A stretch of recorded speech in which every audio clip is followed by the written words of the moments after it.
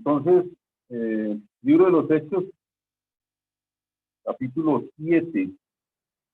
Bueno, le damos el 6, desde el 6 para entrar un poquito en contexto. Les advierto, hermanos, que tengo mucha lectura.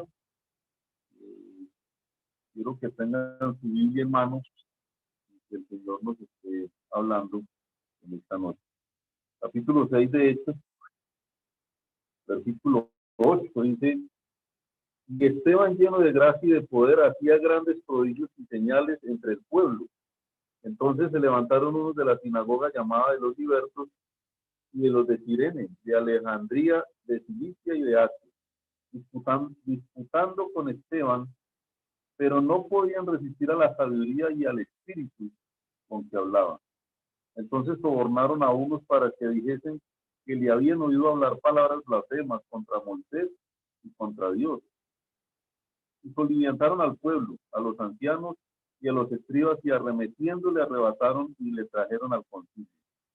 Y pusieron testigos falsos que decían: este hombre no cesa de hablar palabras blasfemas contra este lugar santo y contra la ley. Pues le hemos oído decir que este Jesús de Nazaret destruirá este lugar y cambiará las costumbres que nos dio Moisés. Entonces todos los que estaban sentados en el concilio, al fijar los ojos en él, vieron su rostro como el rostro de un ángel.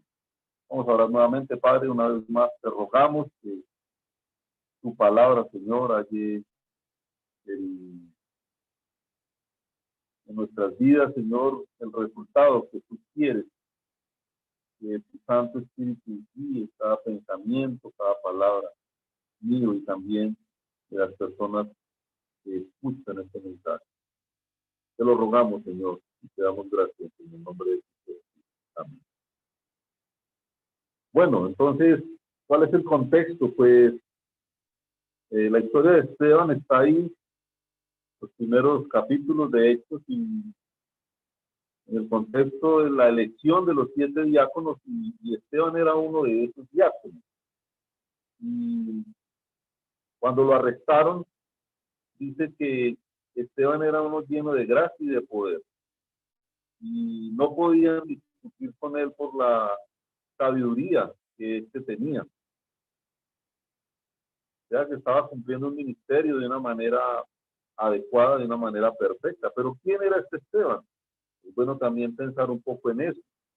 Y eso lo encontramos en el versículo 3 al 5. Cuando estaban buscando los diáconos, lo que dijeron fue: buscad pues, hermanos, de entre vosotros a 7 varones de buen testimonio, llenos del Espíritu Santo y de sabiduría, a quienes encarguemos de este trabajo. Nosotros persistiremos en la oración y en el ministerio de la palabra. Dice el versículo 5 que agradó la propuesta a toda la multitud y eligieron, y mire que ahí va a nombrar a los 7 personajes, pero de Esteban se dice algo especial. Y eligieron a Esteban. ¿Cómo era este? Varón lleno de fe y del Espíritu Santo. Mire que esto se escucha solo de Esteban. Y de los otros dice Felipe, Prócoro, Nicanor, a Simón, a Parmenás y a Nicolás, prosélito de Antioquía. Pero de Esteban se dice algo especial. ¿Cómo era? Varón lleno de fe y el Espíritu Santo. Esto es algo interesante. Pero podemos entender en el versículo 11 que cuando de alguna manera sobornaron a algunas personas para que dijeran algo en contra de él, la primera acusación no fue que hablaba blasfemia contra Dios, sino contra Moisés. Para el pueblo judío, Moisés llegó a ser una figura muy influyente. Y pusieron a Moisés primero y después a Dios. Y ahí podemos entender un poquito como el nivel y la prioridad que ellos tenían. 14 también termina hablando del lugar santo. Un lugar, un sitio. Pensemos un poco, hermanos, en esta noche de un lugar, un sitio. Y ellos, la acusación que hacían contra Esteban era que él había blasfemado en contra de ese lugar. Y Dios nuevamente nombra a Moisés. Algo bien interesante. La mirada puesta en un lugar y en un hombre por encima del mismo Dios. Más adelante vamos a ver cuál es a lo que quiero llegar, ¿no? Pero vemos el resumen que he hecho en las últimas semanas, al menos una parte de este resumen lo hace el mismo Esteban. ¿Cómo lo hace? Pues bueno, Esteban fue llevado ante este concilio, acusado mentirosamente de estas blasfemias, que realmente esto no estaba sucediendo. Les digo, hermanos, que vamos a leer mucho, vamos a hacerlo desde ya, capítulo 7, versículo 1,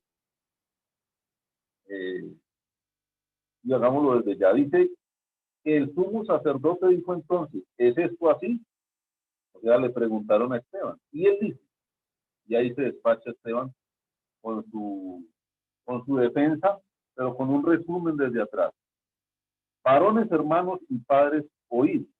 El Dios de la gloria apareció a nuestro padre Abraham estando en Mesopotamia, antes que morase en Harán, y le dijo, sal de tu tierra y de tu parentela, y ven a la tierra que yo te mostraré.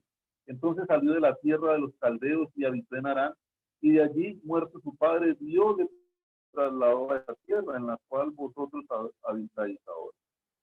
Y no le dio heredad en ella, ni aún para asentar un pie, pero le prometió que se la daría en posesión y a su descendencia después de él, cuando él aún no tenía hijos. Y le dijo Dios así, que su descendencia sería extranjera en tierra ajena, y que los reducirían a servidumbre y los maltratarían por 400 años. Mas yo juzgaré, dijo Dios, a la nación de la cual serán siervos, y después de esto saldrán y me servirán en este lugar. Repito, Esteban está contando la historia desde la antigüedad, desde el Antiguo Testamento, y siempre me parece llamativo eso, hermano, que a pesar de que, como vimos, Domingo hizo 8 días, a pesar de que el pueblo constantemente se desviaba hacia la idolatría, hacia el pecado, siempre hubo personas que el Señor tenía por fieles. Pienso en un Esteban, ¿no? En un tiempo en el que la palabra de Dios ha escaseado, ¿cierto? Pero él tenía claro la historia de Israel, tenía claro todo el resumen de la historia de Israel, conocía la palabra de Dios. Y era un mandato de Dios que se contara la historia, y ahora nuestros hijos tenemos que contarla. Y este hombre tenía claro lo que era la historia.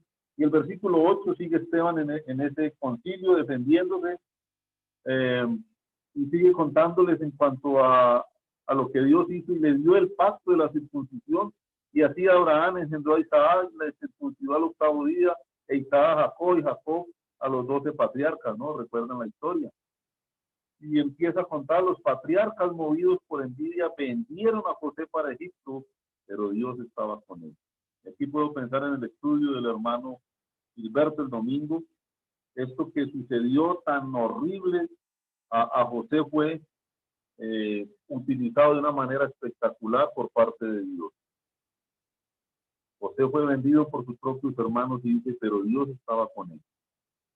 Y le libró de todas sus tribulaciones, y le dio gracia y sabiduría delante de Faraón, rey de Egipto, el cual lo puso por gobernador sobre Egipto y sobre toda su casa. Vino entonces hambre en toda la tierra de Egipto y de Canaán, y grande tribulación, y nuestros padres no hallaron alimento.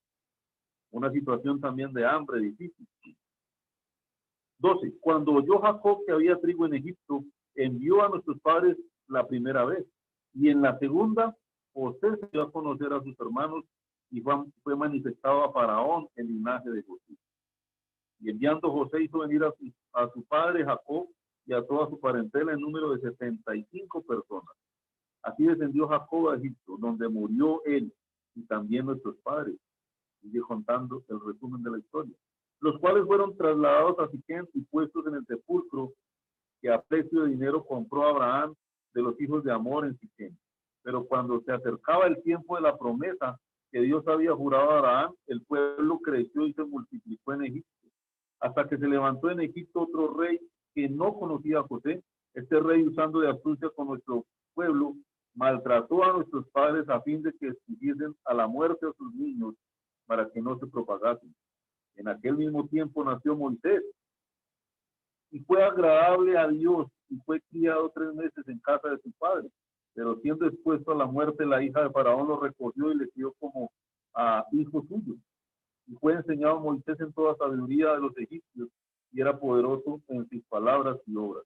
Cuando hubo cumplido la edad de 40 años, le vino al corazón el visitar a sus hermanos, los hijos de Israel. Sigue contando Esteban la historia. Y al ver a uno que era maltratado, lo defendió e hiriendo al egipcio, vengó al oprimido. Pero él pensaba que sus hermanos comprendían que Dios les daría libertad por mano suya, mas ellos no lo habían entendido así. Y al día siguiente se presentó a uno de ellos que reñía y los ponía en paz, diciendo: varones hermanos sois, ¿por qué os maltratáis el uno al otro? Entonces el que maltrataba a su prójimo le rechazó diciendo: ¿quién te ha puesto por gobernante y juez sobre nosotros? ¿Quieres tú matarme como mataste ayer al egipcio? Obviamente ahí Moisés se sintió humillado, como decimos nosotros. El 29 dice que al oír esta palabra, Moisés huyó y vivió como extranjero en tierra de Madián, donde engendró 2 hijos. Pasados 40 años, un ángel le apareció en el desierto del monte Sinaí, en la llama de fuego en una zarza. Entonces Moisés, mirando, se maravilló de la visión y acercándose para observar, vino a él la voz del Señor: yo soy el Dios de tus padres, el Dios de Abraham, el Dios de Isaac y el Dios de Jacob. Y Moisés, temblando, no se atrevía a mirar.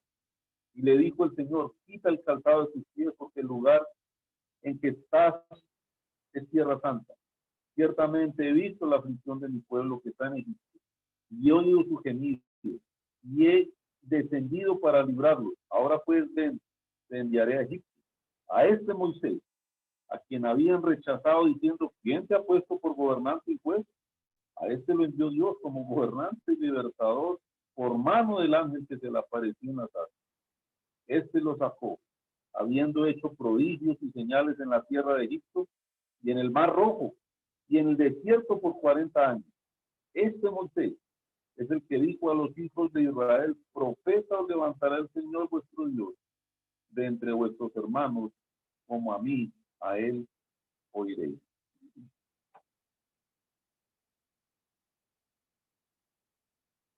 Insisto, una lectura un poco larga.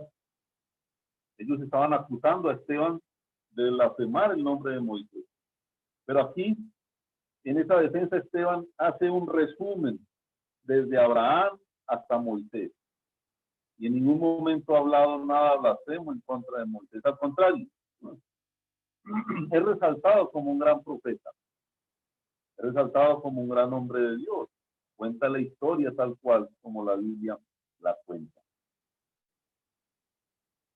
Pero el problema no era que Esteban hablase mal de Moisés. El versículo 38, este es aquel Moisés que estuvo en la congregación en el desierto con el ángel que le hablaba en el monte Sinaí y con nuestros padres, y que recibió palabras de vida que darnos.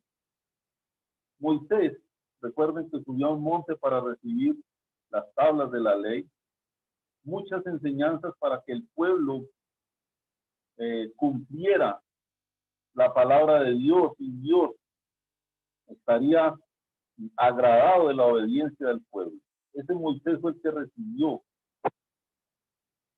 esas tablas con palabras. ¿Qué tipo de palabras?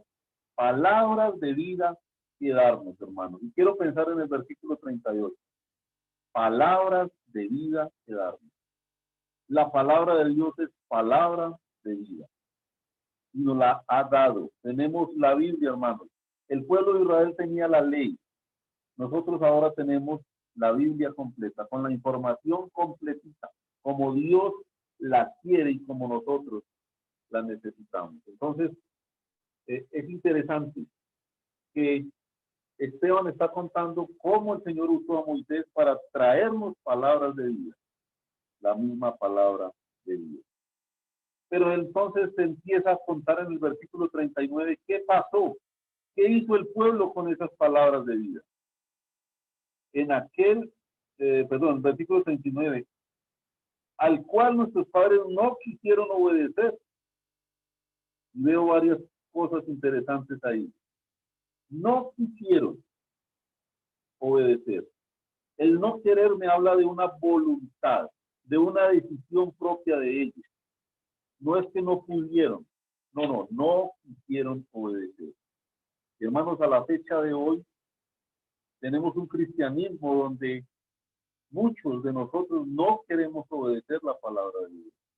Sabemos que Dios odia la idolatría, ¿cierto? Muchos creyentes quizá por esta época están armando un pesebre que tiene totalmente un trasfondo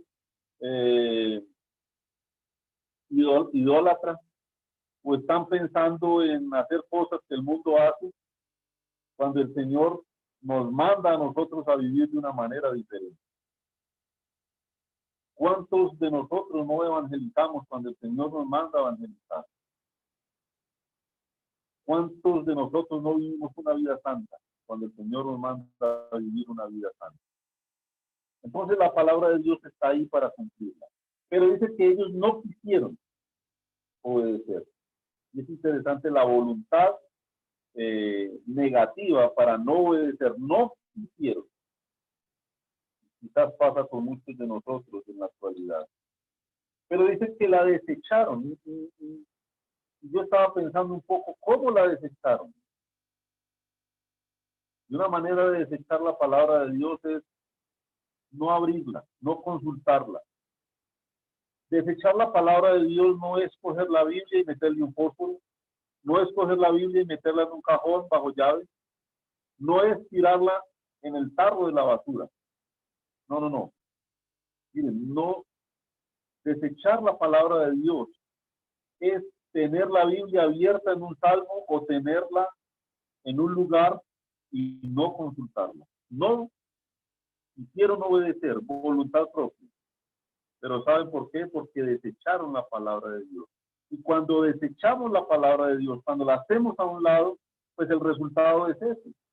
Sencillamente no vamos a obedecer, porque no conocemos qué quiere Dios de nosotros, no conocemos la palabra. En varias ocasiones el Señor dijo, mi pueblo pereció porque le faltó conocimiento. Y no conocemos porque dejamos la palabra de Dios. Algo interesante, ¿no? ¿Qué más? Y dice, y en sus corazones se volvieron a Egipto. Y yo estaba leyendo este versículo esta semana, lo he leído por 1000 veces, no sé cuántas veces he leído el libro de los Hechos. Pero me llamó la atención, en sus corazones volvieron a Egipto.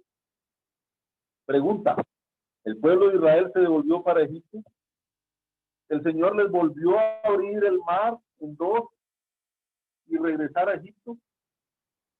No, de ninguna manera. Pero ¿sabe cómo regresaron a Egipto? En sus corazones. Anhelando, añorando lo que habían dejado atrás. Añorando el pasado. ¿Cuántos de nosotros estamos añorando un pasado? Y en nuestros corazones hemos vuelto al pasado. Seguramente no hemos vuelto a robar, no hemos vuelto a matar, no nos hemos vuelto a drogar, qué sé yo. Tal vez no hemos vuelto a mentir. Estoy hablando en el mejor de los casos. Tal vez sí lo hemos hecho también. Y hemos vuelto a retomar algunas de esas cosas. Pero digamos que no lo hemos hecho físicamente. Como el pueblo de Israel no regresó físicamente. Pero dice este versículo, Esteban está contando la historia y dice, y en sus corazones volvieron a Egipto. Hermanos, ¿qué hay en nuestros corazones hoy? ¿Qué estamos añorando de allá del pasado? Costumbres que ya habíamos dejado y las estamos volviendo a retomar. Como decía hace unos días, necesitamos un policía, necesitamos un sumo sacerdote con una Biblia en la mano, con el Pentateuco, o un pastor. Gracias a Dios por la labor que el Señor nos ha encomendado. No digo que no nos guste hacerlo, realmente es algo que por la gracia de Dios disfrutamos. Seguramente lo vamos a hacer hasta que el Señor nos dé las fuerzas. pero lo ideal sería que cada uno de nosotros no estuviéramos esperando a alguien que nos anime, sino que yo sea alguien que pueda animar a otros. ¿Y sabe qué pasó con el pueblo? No volvieron físicamente, pero en sus corazones estaban anhelando lo que habían dejado atrás. La comida, algunas costumbres, pero ¿por qué Dios nos sacó? ¿Por qué Moisés nos sacó? Y en sus corazones habían regresado a este lugar. Podemos pensar aún en las iglesias. Puede que no estemos yendo al mundo literalmente como lo dice ahora, pero ¿qué hay en nuestros corazones? ¿Y sabe cuál es el resultado? Pues Esteban está contando la historia desde el pasado. Y el resultado es que caemos en decadencia. Una miseria espiritual, un enfriamiento espiritual, y terminamos haciendo todo lo que Dios abominaba. Todo lo que Dios nos prohibió, pues terminamos haciéndolo. Cuando voluntariamente rechazamos la palabra de Dios, cuando no queremos obedecer, cuando nuestro corazón está en un lugar diferente al que Dios quiere, encontramos lo que viene a continuación, versículo 40 al 43 dice, cuenta la historia entonces cuando Moisés precisamente bajaba con la palabra en su mano, con las tablas de la ley, que habían enrumbado, ¿no?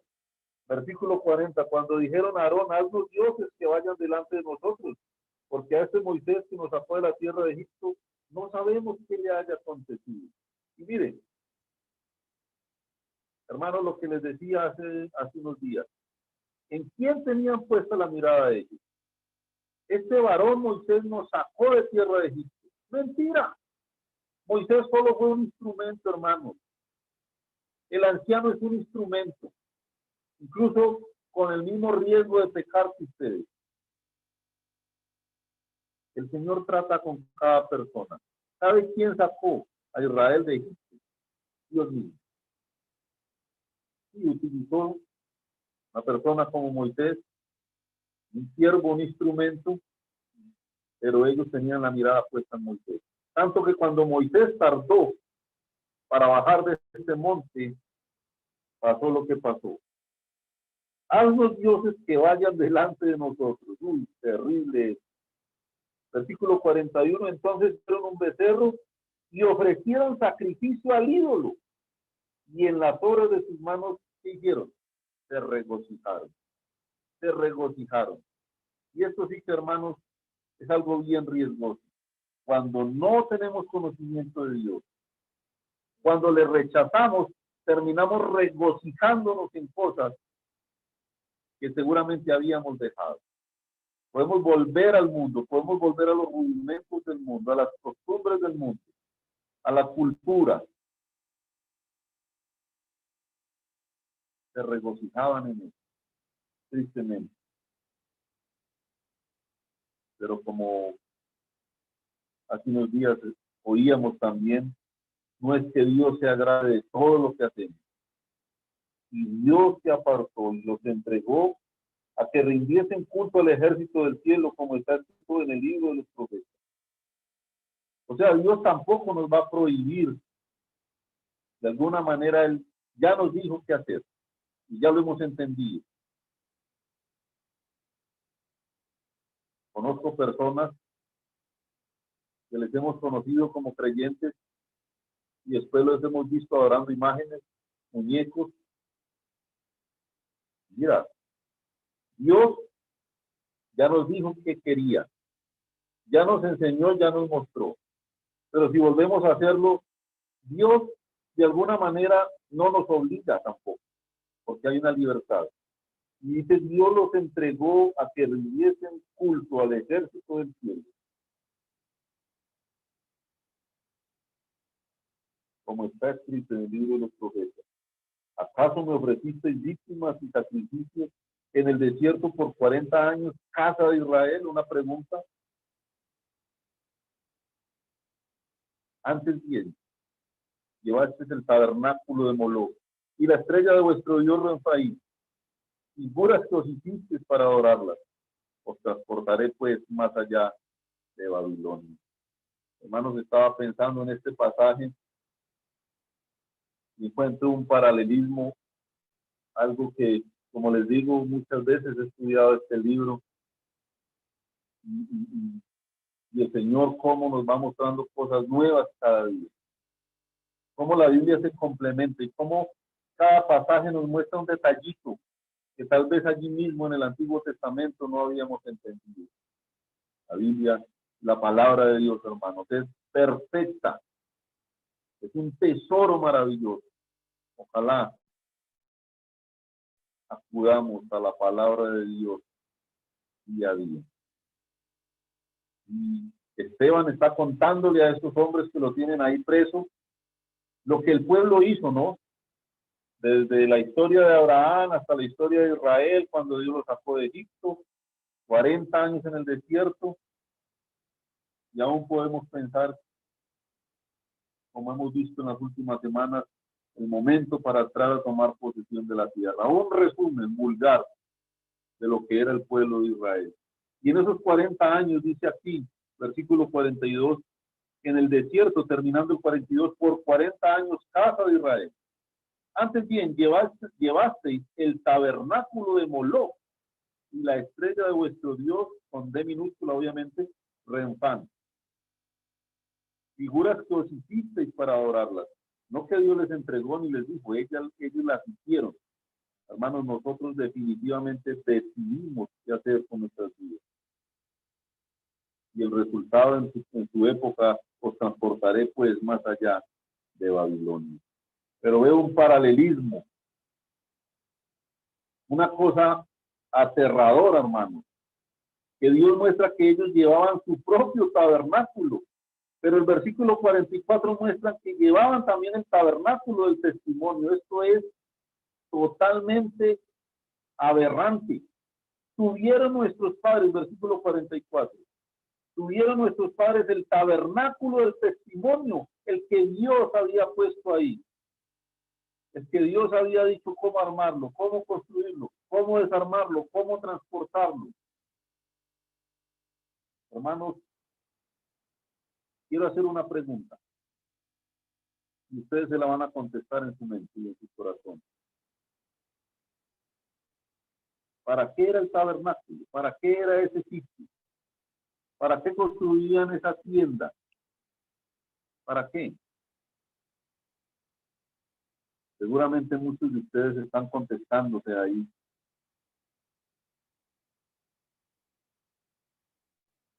Allí iba el arca y ahí moraba la presencia de Jehová. Era un sitio de adoración, era un sitio para adorar y allí moraba la presencia de Jehová Dios.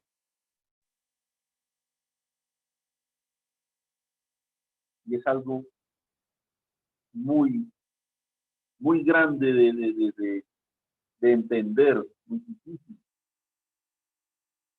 Un paralelismo. Llevaban el arca del testimonio que Jehová Dios había preparado para ellos, para que su presencia estuviese con ellos. Y saben una cosa, hermano, versículo 43, ellos no llevaban solo el tabernáculo del testimonio, también llevaban el tabernáculo de Moloc, un ídolo, un Dios abominable, un Dios con D minúscula. Y esto, hermanos, es algo totalmente aberrante,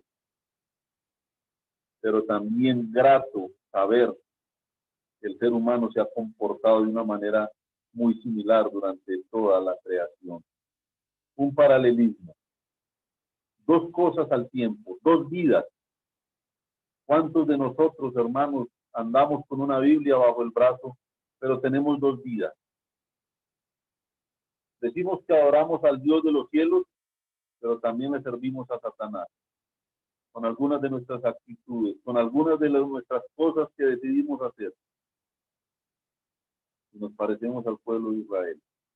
Llevamos el testimonio, el arca del testimonio, el tabernáculo que Dios diseñó, donde estaba la presencia de Dios, pero también llevamos el tabernáculo de Moloc, de Satanás, un ídolo.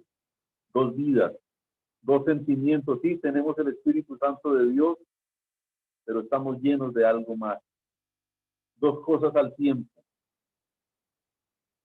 Y el pueblo de Israel tenía dos días. Un Dios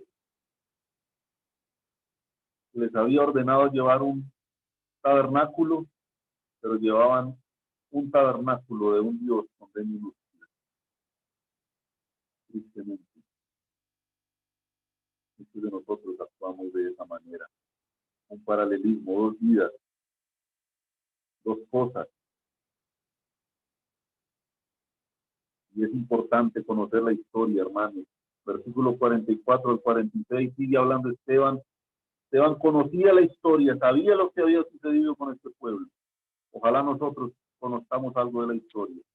Y dice Esteban, tuvieron nuestros padres el tabernáculo del testimonio en el desierto, como había ordenado Dios cuando dijo a Moisés que lo hiciese conforme al modelo que había visto, el cual recibido a su vez por nuestros padres, lo introdujeron con Josué al tomar posesión de la tierra de los gentiles, a los cuales Dios arrojó de la presencia de nuestros padres hasta los días de David. Y aquí ya se extendió más allá. El desierto, cruzaron, tomaron posesión de la tierra y se fue hasta el reinado de David. Y dice, halló gracia delante de Dios y pidió proveer tabernáculo para el Dios de Jacob. Sigue contando la historia. Importante conocer la historia. Esteban la conocía, Esteban la sabía. Y qué bueno que nosotros la conozcamos también. Pero ¿qué era el tabernáculo? Ya lo dijimos, el lugar de adoración, el lugar donde estaba la presencia de Dios. Pero cuando ya se establecieron en aquellas tierras, cuando fue una nación que Dios les había entregado posesión de esas tierras, recuerden, hermanos, que ese tabernáculo fue reemplazado ¿por qué? Ustedes seguramente están haciendo el ejercicio en sus mentes, hermanos y hermanas. El tabernáculo fue reemplazado por el templo. Ya no una tienda de armar y desarmar para llevar y traer, sino un edificio ya fijo, en un lugar establecido por Dios, un lugar de adoración, un sitio donde estaba la presencia de Dios dentro del pueblo. ¿Y qué llegó a sentir Dios? ¿Qué llegó a sentir? ¿Qué era el templo entonces? Versículo 47 al 50, mas Salomón le edificó casa. Pero dice, si bien el Altísimo no habita en templos hechos de mano, como dice el profeta, más bien, ¿qué dice? El cielo es mi trono y la tierra el estrado de mis pies. ¿Qué casa me edificaréis? Dice el Señor. ¿O cuál es el lugar de mi reposo? ¿No hizo mi mano todas estas cosas? Uf, qué preguntas, hermano. ¿Sabe cuál es el trono de Dios? El cielo es mi trono, dice Dios. Y la tierra, el estrado de sus pies. Y esto nos habla un poco de la grandeza de Dios, de quién es Dios, como para que nosotros tengamos un poquito en cuenta la magnitud del Dios que tenemos. Dios quería transmitirle al pueblo en su momento, según Esteban está contando aquí, que realmente el templo, Dios algún día nos iba a enseñar cuál era el verdadero templo. Y el lugar que David quería construir, que el Señor finalmente le dijo, no, David, usted no lo va a construir.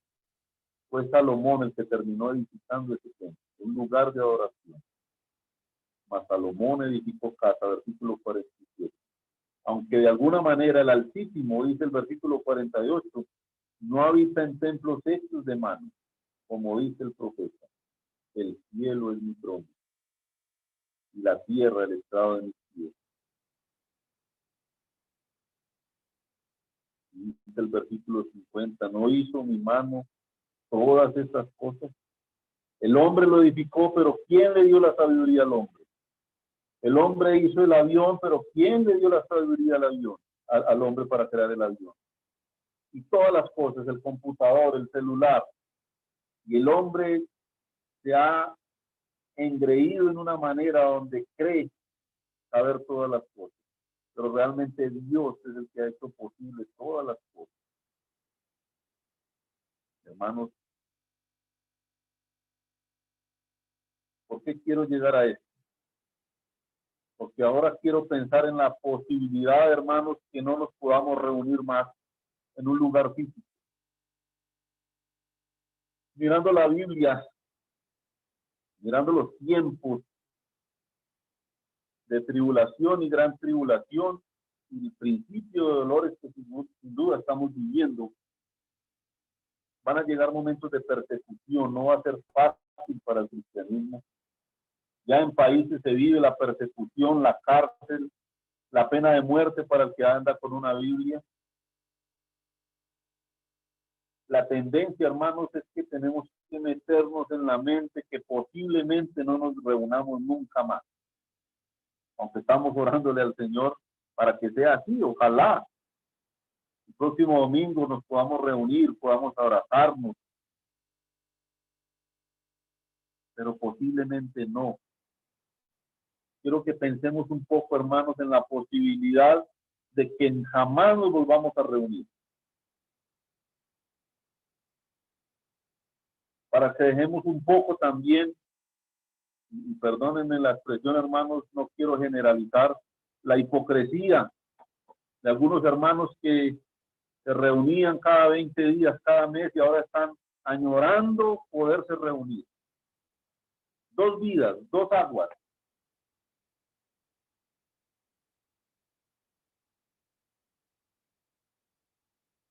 Interesante. Dos tabernáculos. El tabernáculo del testimonio, donde habitaba la presencia de Jehová Dios, y el tabernáculo de Moloch, de Satanás. Dos vidas. Muchos estamos añorando congregarnos, pero ¿cuántos menospreciamos la posibilidad de reunirnos cuando podíamos hacerlo con libertad? Algunos se iban a montar bicicleta, otros iban a jugar fútbol, otros dormían hasta las 11 de la mañana, otros simplemente no iban.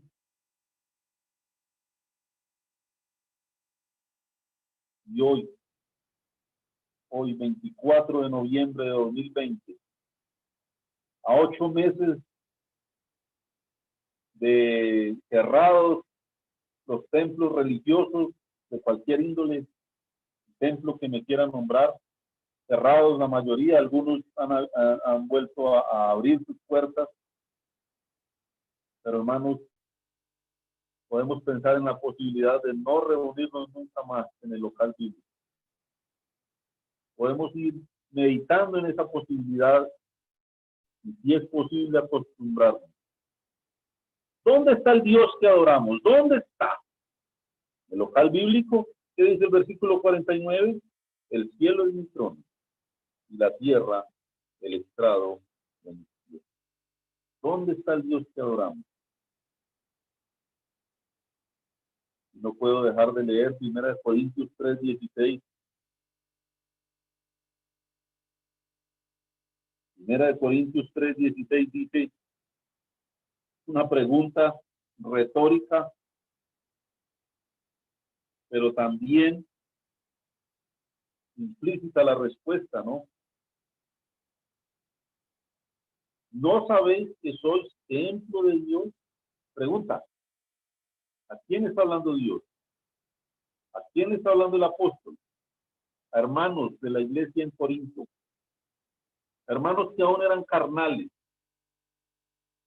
que tenían problemas entre ellos, que tenían preferencias por algún líder, por algún apóstol. Y Pablo, inspirado por Dios, les dice, ¿no sabéis e ignoran? ¿Acaso no entienden que sois o que son ustedes templo de Dios y que el Espíritu de Dios mora en vosotros con ustedes? ¿Es que no entienden que Dios mora en ustedes y que cada uno de ustedes en particular es templo del Espíritu Santo? de Dios? ¿Qué pregunta, no? Sería bueno que la respuesta estuviera en cada uno de nuestros corazones en esta noche, hermano. ¿Será que ignoramos eso? ¿Será que el templo es el local bíblico de Pereira que queda en la 28? Gracias a Dios por este lugar. Gracias a Dios por esta capilla que ha sido muy útil. Es una de las más cómodas de los locales bíblicos del país. Me atrevo a decir que la más. Las instalaciones que tenemos en nuestra congregación en Pereira, he tenido el privilegio de estar, no sé si en todas, pero casi en todas las iglesias del país. Y dicho por muchos hermanos que nos visitan, tenemos las mejores instalaciones. Sin duda, muchas veces no lo valoramos. Pero el templo no es el local bíblico de Pereira. ¿Y qué pensamos de Zoom? ¿Qué pensamos de Zoom ahora que nos reunimos por Zoom? Una buena herramienta, ¿verdad? Una buena oportunidad para reunirnos por acá. Aquí tengo 31 familias conectadas, alrededor de 120 personas, algo más, escuchando este mensaje. Bueno, ¿y qué pasa si nos quitan Zoom? No es difícil que un gobierno llegue y persiga el cristianismo, nos quedemos sin internet. Por allá está la hermana Zenobia viviendo en una finca.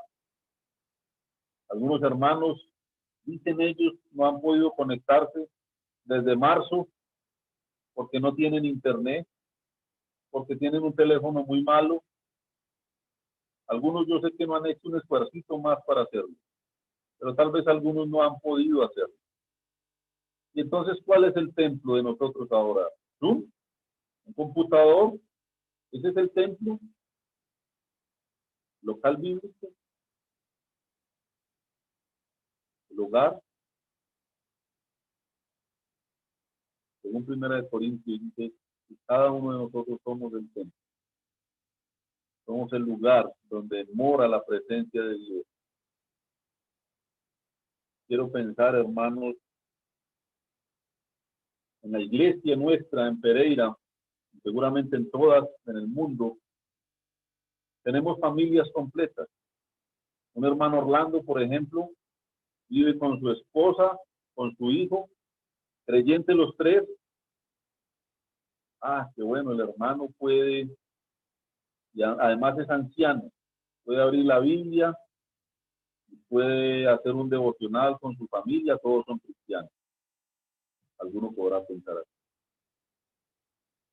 Pero ¿qué del que es cristiano solo en una casa? El hermano Daniel, por ejemplo. Sus padres, sus hermanos inconversos y el hermano Daniel, creyente. ¿Acaso el hermano Daniel no es templo del Espíritu Santo de Dios? Y el que vive solo, el hermano Jaime, que vive solo. ¿Cierto? Que a veces añoramos tanto la presencia de otros hermanos. Claro, yo también, pero quiero que me entiendan una cosa. El hermano Jaime que vive solo es templo del Espíritu Santo. Tiene el Espíritu Santo, tiene la palabra de Dios ahí.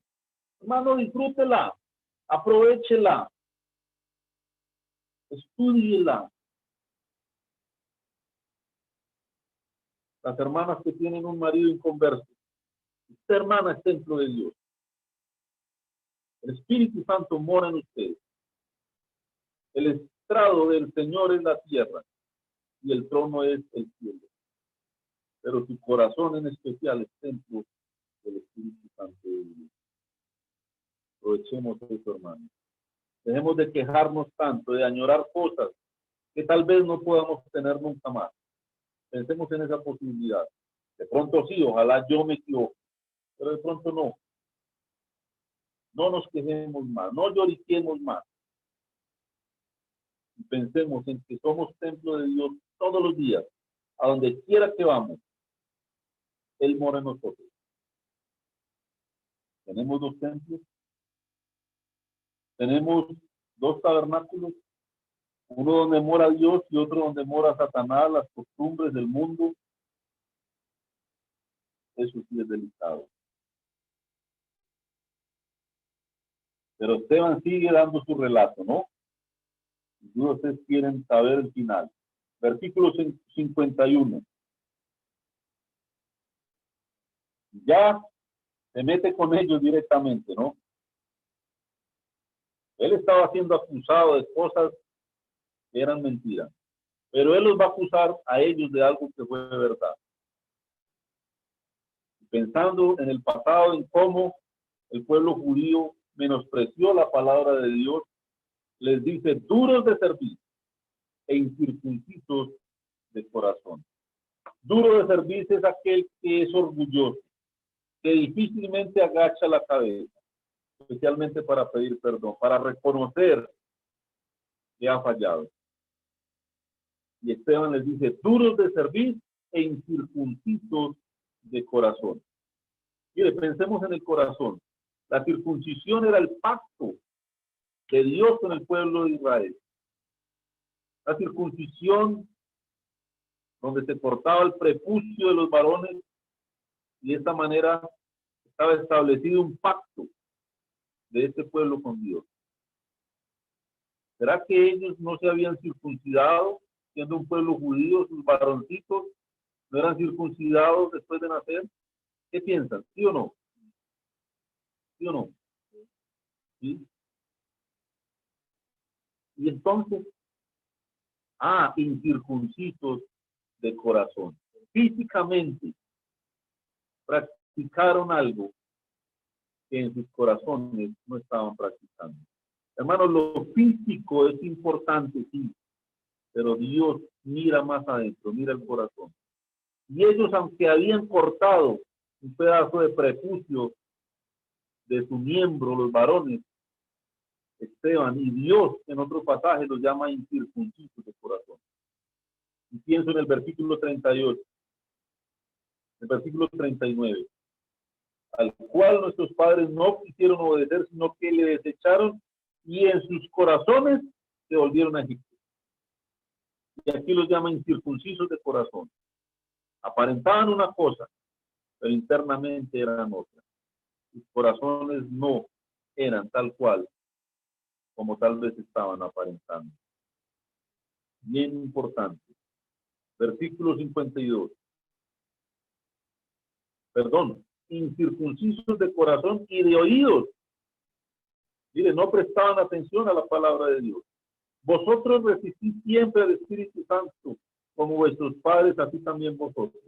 Recuerden que él viene hablando desde el pasado. Y les dice, ¿a cuál de los profetas no persiguieron vuestros padres y mataron a los que anuncian de antemano la venida del juicio? Y ya habla de Jesucristo, dice, de quien vosotros ahora habéis sido entregadores y matadores. Esteban les dijo en la cara, ustedes mataron a Jesús. Ahora han sido entregadores y matadores. Vosotros que recibiste la ley por disposición de ángeles, ¿y qué hicieron? ¿O dejaron de hacer más bien? No la guardaron. Habían recibido la palabra de Dios, no la guardaron. Y esto es algo maravilloso. Sigamos leyendo. Oyendo estas cosas se enfurecían en sus ¿qué? En sus corazones. Eso sí había en los corazones. Y crujían los dientes contra él. Pero Esteban, lleno del Espíritu Santo, y hermanos, maravilloso es. Puesto los ojos en el cielo, vio la gloria de Dios y a Jesús, que estaba a la diestra de Dios. Quiero regresar un poco. Capítulo 6, versículo 5. Dice que Esteban, varón lleno de fe y del Espíritu Santo. Pero también dice el 6:8. Esteban lleno de gracia y de poder.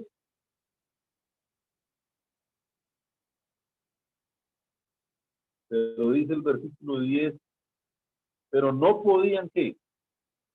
Resistir a la sabiduría y al espíritu con que hablaba. Y ese espíritu aquí es con E mayúscula, al espíritu con que hablaba. No lo podían resistir. Pero vamos al capítulo 7, versículo 51, y habla de un Esteban.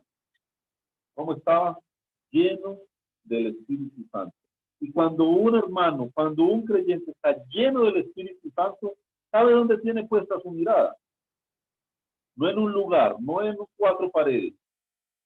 Dice, tenía puestos los ojos, ¿dónde? En el cielo.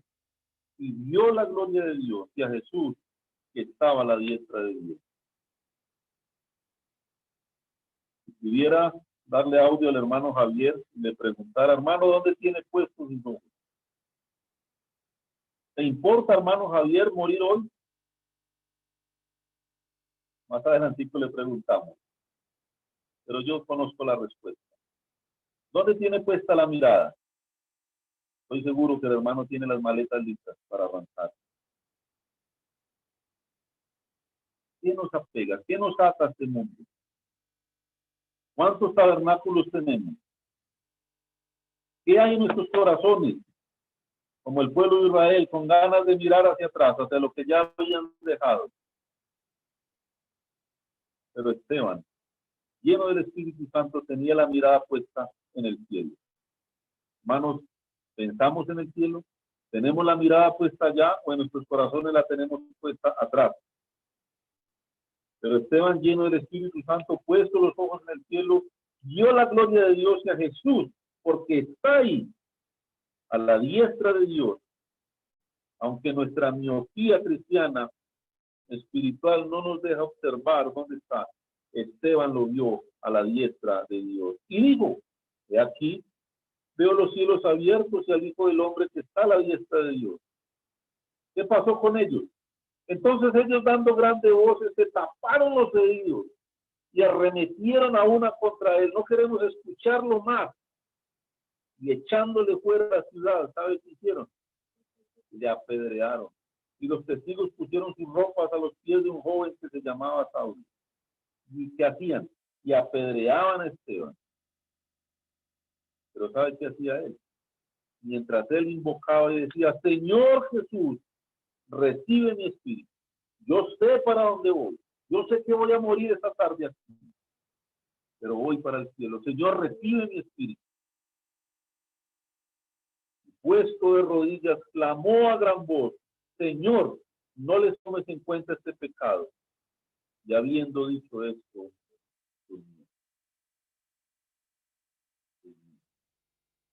Señor, ya voy para allá. Espérame un momentico. Aquí me están terminando de apedrear. Ya voy. Unos segundos y estaré contigo. Tremenda la convicción de Esteban. Pero ¿sabe por qué tenía esa convicción? Porque estaba lleno del Espíritu Santo. Sabía quién era su Dios. Sabía a dónde iba y a dónde tenía puesta su mirada. Era templo del Espíritu Santo de Dios. Maravilloso. Lleno del Espíritu Santo y con la mirada puesta en Dios. Ahí estaba el Señor para recibir. Sabía para dónde ir. Hermanos, sabemos para dónde vamos. Tenemos claro para dónde vamos. Tenemos claro el papel que desempeñamos aquí. ¿Le tememos a la muerte? ¿Somos templo o no somos templo? ¿Tenemos 2 templos o uno solo? ¿Conocemos la historia desde el principio? Yo he venido haciendo un resumen de la historia, pero me encuentro que otros hombres conocían la historia.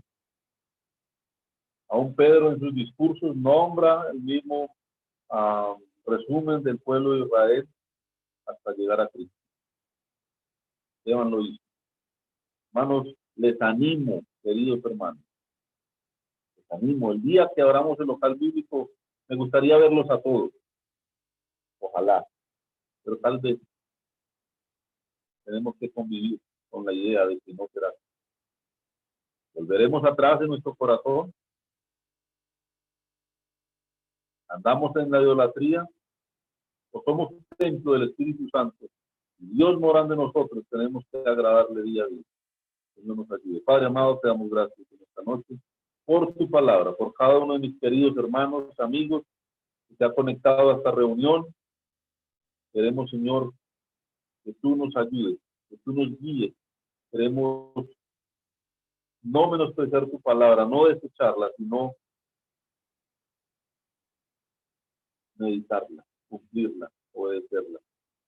Que tú nos guíes, que podamos tener la fe y la convicción de que, bendito Dios, en tus manos encomiendo la congregación de Pereira, aún del mundo,